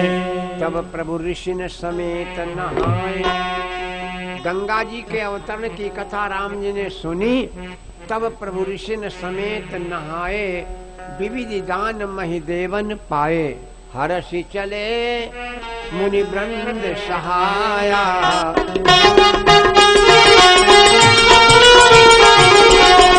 हरषि चले मुनि वृंद सहाया, देवी विदेह नगर नियर आया, हरषि चले मुनि वृंद सहाया, वेद विदेह नगर नियर आया, हरषि चले मुनि वृंद सहाया, वेद विदेह नगर नियर आया। बेग विदेह नगर नियर आया। देखो भगवान को देख करके सब नियर पास में आ जाते हैं। नियर माने पास, नियर माने पास में। भगवान को चलना ही नहीं पर सब अपने आप ही पास में आ गए। कहाँ कहाँ वर्ण आया है? हर्ष चले मुनि वृंद सहाया, बेग विदेह नगर नियर नियर आया। और आगे लिखा है, कहाँ लिखा है? आगे चले बहुरी रघुराया, ऋष मुख पर्वत निय। तो ये सब भगवान के नजदीक आ गए, ये सब प्रभु के पास में आ जाते हैं। चलिए पुर रम्यता राम जब देखी, हर्षे अनुज समेत बिसेखी। देखी अनूप एक आमराई, सब सुपास सब भांति सुहाई। कौशिक कहो मोर मन माना, यहाँ रही रघुवीर सुजाना। अब यहाँ ठहरा जाए, यहाँ रहा जाए। उसी बाग में विश्वामित्र के साथ में भगवान ठहर गए। जनक जी को ये पता चला, विश्वामित्र महामुनि आए, समाचार मिथिलापति पाए। संत आए हैं, ये समाचार जनक को मिला, तो अपने विद्युत मंडल के साथ संत के दर्शन करने चल पड़े। आप सभी कहते हो संत दर्श को जाइए, तज माया अभिमान, जो जो पग आगे धरो कोटिन यज्ञ समान। लिखा तो वेद व्यास ने है, लेकिन इसको सिद्ध किया द्रौपदी ने। लिखा तो वेद व्यास ने, लेकिन सिद्ध किया द्रौपदी ने। कैसे? संत दर्श को जाइए, तज माया अभिमान, ज्यो ज्यो पग आगे धरो कोटिन यज्ञ समान। आपने सुना होगा, मैंने कैसी कैसेट में दिया है इसको। धर्मराज ने यज्ञ किया, 12 करोड़ ब्राह्मणों का न्योता किया। पहले का नियम था, घंटा बांधा जाता था जब भंडारा हुआ है, और जब घंटा बजेगा तब है भंडारा पूरा माना जाएगा। यज्ञ हो रहा है, ठीक है, जब यज्ञ पूरा होगा तब घंटा बजेगा, तभी माना जाएगा यज्ञ पूरा हुआ, तब तक नहीं माना जाएगा। 12 करोड़ ब्राह्मणों का न्योता किया धर्मराज ने, लेकिन घंटा ना ही बजो। तब घंटा ना ही बजो, तब विचार बना कौन ना ही आओ। देखो भंडारा दावत हो तब बाद में हिसाब लगा दे कौन ना ही आओ। देखो तो अब जब घंटा बजा नहीं तो कौन नहीं आया, तब समस्या खड़ी। 3 लोग नहीं आए। कौन कौन? कश्यप जी नहीं आए, सुपच सुदर्शन नहीं आए, और वेद व्यास जी नहीं आए। अब इनको लेने कौन जाए? कथा बहुत पहले मैंने इसको बोला है। अब लेने कौन जाए किसको? तो भगवान श्री कृष्ण से हाथ जोड़ के निवेदन किया, प्रभु कश्यप जी को आप ले आओ। कश्यप जी ब्रह्मा जी के बेटा है, आप कश्यप जी को ले आओ। भगवान गए कश्यप जी के पास। कश्यप जी से कहा धर्मराज यज्ञ कर रहे हैं, चलो भंडारा खाए ले चले। कश्यप जी बोले तुम कौन हो? तुम कौन हो? अब बताओ, भगवान बतावे हम कौन है। अब देखो कोई जब अच्छो काम करे तो कहा हमने जो फलानो काम करो, वो ढिमाको काम करो। और भगवान ने तो कोई काम अच्छो करो ना जो बतावे। कन्हैया का कोई काम अच्छा है? कोई बताए जो अच्छो काम करो है। जे लंपैदा है, गैया चराए, चरवाहे हो, कपड़ा चुराए और माखन चुराओ, हैं? कौन सा कोई काम अगर बढ़िया हो तो बताओ, तो बेचारे का बतावे। अब भगवान को नाता काम ही सही हो, भगवान को नामो ना ही सही। बड़ा टेढ़ा है। राम नाम सीधा, लेकिन कृष्ण नाम बहुत उल्टा है। एक ना अक्षर एक भी अक्षर नाम का सीधा नहीं। का बहु टेढ़ो, विमा रिर मिली बहुत टेढ़ी, पिट फर्रा सा बहुत टेढ़ो, अड़ा बहुत टेढ़ो, और सिर्री तो सिर्री है ये। कोई अक्षर भी सीधा नहीं है भगवान के नाम का, कोई अक्षर सीधा नहीं है। और एक बात बताने, भगवान खड़े भी सीधे नहीं होते, खड़े टेढ़े ही होते। तो गोपियां चिढ़ाया करती थी, भजन गाते हैं सब लोग, गोपियां चिढ़ाया करती थी भगवान कृष्ण को, तुई टेढ़ी तेरी टेढ़ी नजरिया, तुई टेढ़ी तेरी टेढ़ी नजरिया, तुई टेढ़ो तेरी टेढ़ी नजरिया, तुई टेढ़ो तेरी टेढ़ी नजरिया। चिढ़ाया करती थी भगवान को। हाथ तेरे टेढ़े, पाई तेरे टेढ़े, हाथ तेरे टेढ़े, पाई तेरे टेढ़े, हाथ तेरे टेढ़े, पाई तेरे टेढ़े। टेढ़ी है तेरे मुख की मुरलिया, टेढ़ी है तेरे मुख की मुरलिया, तुई टेढ़ो तेरी टेढ़ी नजरिया, तुई टेढ़ो तेरी टेढ़ी नजरिया। चिढ़ाया करती थी। तो भगवान का बतावे कश्यप जी का हम कौन है? तो भगवान ने इस सवाल कर दिया बाबा से, बाबा तुम्हें अपने जीवन की कोई घटना याद है? फिर हम अपनो परिचय दें। कश्यप जी ने बड़ा उल्टा सीधा बोला, तुम हो कौन? उनके भैया हो कि उनके घरौआ हो कि उनके नौआ हो? भगवान ने कहा नाम उनके भैया ना घरौआ ना है नौआ। तो कहा हाउ कौन? तब भगवान ने कहा हम कौन हैं ये बताओ। अच्छा ये बताओ तुमको तुम्हारे जीवन की घटना याद है? कश्यप जी बोले हमसे पूछे तो हमको 21 कल्प की कथा आती है, हमको 21 कल्प की कथा आती है। भगवान ने कहा फिर चौथे कल्प की कथा सुना दो। कौन सी? मत्स्य अवतार। जब भगवान मछली बने तो मत्स्य अवतार की कथा पूछी, कल्प की कथा, चौथे कल्प की कथा सुनाओ। कश्यप जी चौथे कल्प की कथा सुना रहे, भगवान कन्हैया बैठे सुन रहे हैं। कश्यप जी ने कहा ये जो तालाब है, इसी तालाब में हम स्नान करते हैं, इसी का पानी पीते हैं। एक दिन हम पानी लेने गए तो तालाब में पानी नहीं, कीचड़ था।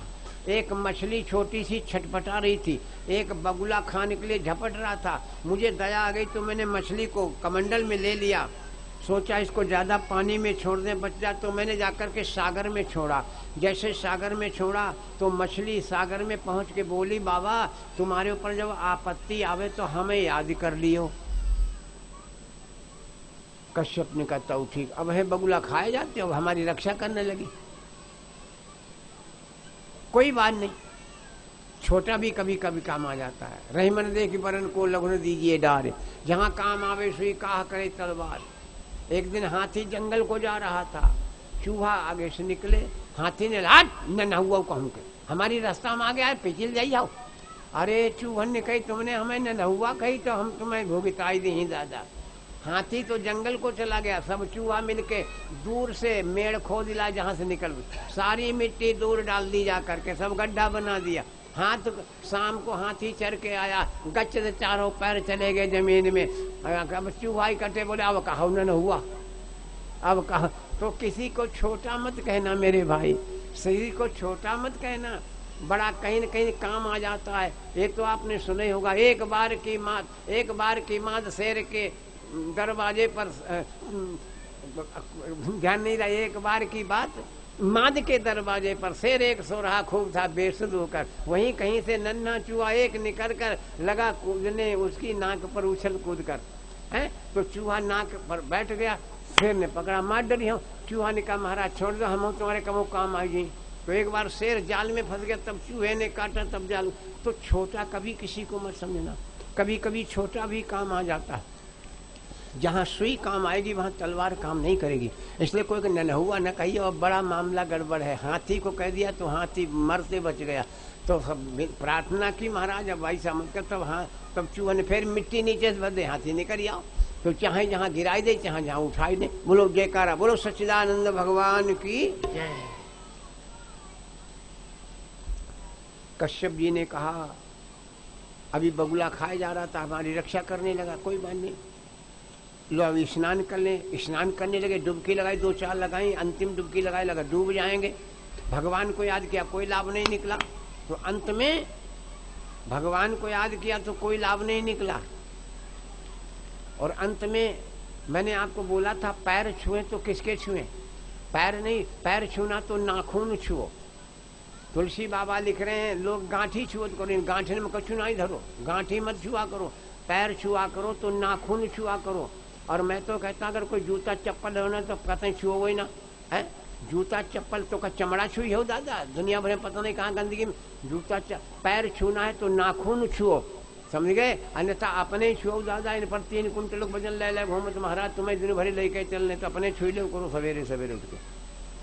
जिनके ऊपर जो कुंटल भर वजन लेके चलते हो दादा, कुंटल भर वजन इनके ऊपर भरोसा दादा जी, सब रोके पड़े तो इनके छुओ महाराज, बहुत दिन भरी मैंने परेशानी कर है। और छूना है तो नाखून छुओ। बाबा जी कहते हैं सिर गुरु पद नख मणिगण ज्योति सुमिरत दिव्य दृष्टि, 3 चौपाई याद कर लिए। श्री गुरु पद नख मणिगण ज्योति सुमिरत दिव्य दृष्टि ही होती। इससे क्या होगा? उघरे विमल विलोचन हे के मिटे दोष दुख भव रजनी के। और अवती से कुरौना ने तो पाए छूनो का हाथों मिलौनो बंद कर दो। हम ता दादा बहुत डरा हाथ जोले पाए न छुओ कोई के। कुरौना पता नहीं कहीं के हो, कहीं के छुई जाए तो किसी के ना पैर छुआ और हाथ भी न मिलाओ। ये तो मैंने बहुत पहले वर्ण किया था, अगर किसी ने सुना हो। हाथ मत मिलाया करो किसी से, पता नहीं कहाँ के गंदे हाथ लाए तुम जय राम जी की। कभी किसी से हाथ मत मिलाओ, दूसरे की गंदगी तुम्हारे हाथों में आ जाएगी। और जब कोरोना ने हाथों मिलाना बंद कर दो, दूर से ही हाथ जोड़िए, ना किसी के पैर छुओ और ना किसी से हाथ मिलाओ, तो कोरोना भाग जाएगा। बोलो श्री रामचंद्र की। जो कोरोना तब है ना भागत, हाथ मिलाओ तो पाए छुओ, ना पैर छो ना हाथ मिला, कोरोना भाग जाएगा। जयकारा बोला। और एक बात बता दें बिटिया, कल यहाँ यज्ञ, ये पुरुषोत्तम मास चल रहा है, ये पुरुषोत्तम मास चल रहा है। भगवान विष्णु ने कहा है इस महीने में जब ये पुरुषोत्तम जब लौंद गया भगवान के पास कि महाराज हमारे कहीं का नहीं रखा, सारे काम अन्य 12 महीनों में बांट दिए, हमको कुछ नहीं। तब भगवान ने कहा था जाओ हम तुम्हें अपना नाम देते हैं और इस महीने में जो कुछ भी धर्म कर्म करोगे वो सीधे हमको प्राप्त होगा। इस महीने में जो कुछ करोगे धर्म कर्म वो सीधे हमको प्राप्त होगा। तो कल बहनों यहाँ यज्ञ होना है बाबा जी के दरबार में। भैया जी तो यज्ञ करेंगे, इन्होंने अपना कथा करवा, लेकिन आप लोग लाभ से क्यों वंचित रह जाए? एक एक आहुति आप लोग डाल लीजिए। तो जिनको हवन करना है, कल यज्ञ में बैठना है, सभी माँ बहन भाइयों को न्योता दे रहे हैं हम, कोई भी हो, कोई भेदभाव नहीं। जिनको हवन करना है, लाना क्या है तुम्हें, बाकी तो सामग्री वगैरह यहाँ लाए होंगे भैया, नहीं लाए तो लाएंगे, लेकिन तुमको क्या लाना अपने घर से? 2 पूरी, थोड़ी सी खीर, 1 पान का पत्ता, 1 लौंग का जोड़ा और 1 गोला हो या नारियल हो। नारियल लाना तो छेद कर लेना, गोला हो तो ऊपर थोड़ा सा काट लेना। ये 5 चीजें आपको अपने घर से लाना है।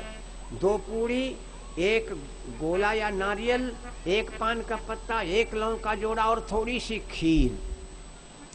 ये पूर्णाहुति में भगवान को चढ़ाई जाई बाबा के दरबार में। ऐसा मौका कहाँ मिलेगा? ये पुरुषोत्तम मास का महीना और यज्ञ करने का अवसर मिला, वो भी बाबा के दरबार में। तो मैंने कहा सबको निमंत्रण दे दें। अब जिसकी इच्छा हो वो कल सवेरे 9:30 बजे से हवन शुरू करेंगे।